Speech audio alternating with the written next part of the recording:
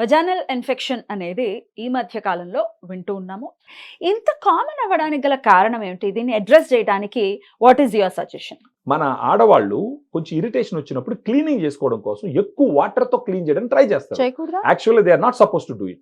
చేయకూడదు. ఎందుకంటే వెజైన్ అనేది సెల్ఫ్ క్లీన్సింగ్ ఆర్గాన్, తనంతట అదే క్లీన్ అవుతుంది. వాటర్ తోనే కాదు, సోప్ తో కూడా క్లీన్ సోప్ తో కూడా చేస్తారు, which is very very dangerous actual గా.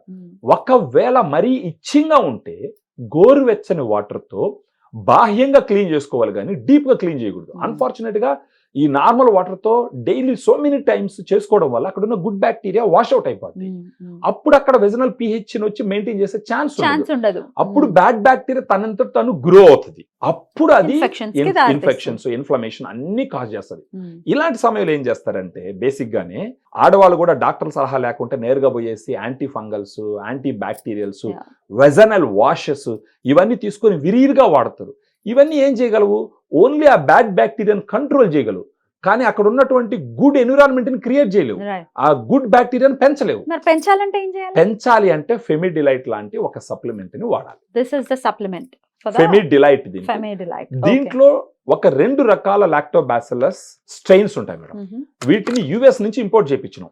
యుఎస్ లో డానిస్కో అనే ఒక కంపెనీ ఉంటుంది. దానికి 100 years హిస్టరీ ఉంది ప్రోబయాటిక్స్ తయారు చేయడం, గుడ్ బ్యాక్టీరియా తయారు చేయడంలో. అక్కడి నుంచి ఈ స్ట్రెయిన్స్ ఇంపోర్ట్ చేయించి ఇక్కడ మనం క్యాప్సూల్స్ లో మ్యానుఫ్యాక్చర్ చేయించినాం.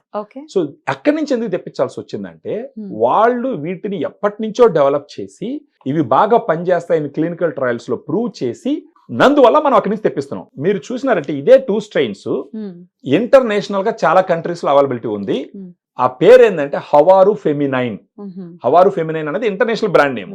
అది ఇండియాలో వచ్చేసి ఫెమిడిలైట్. సో దీన్ని రోజుకు ఒక క్యాప్సూల్ మార్నింగ్ గానీ ఆఫ్టర్నూన్ గానీ భోజనం తర్వాత తీసుకుంటూ ఉంటే 1 నెల రోజుల పాటు వాడినారంటే వాళ్ళకి ఈ ఇచ్చింగ్ కానీ, burning sensation, white discharge, foul smell ఇవన్నీ తగ్గుతూ వస్తాయి.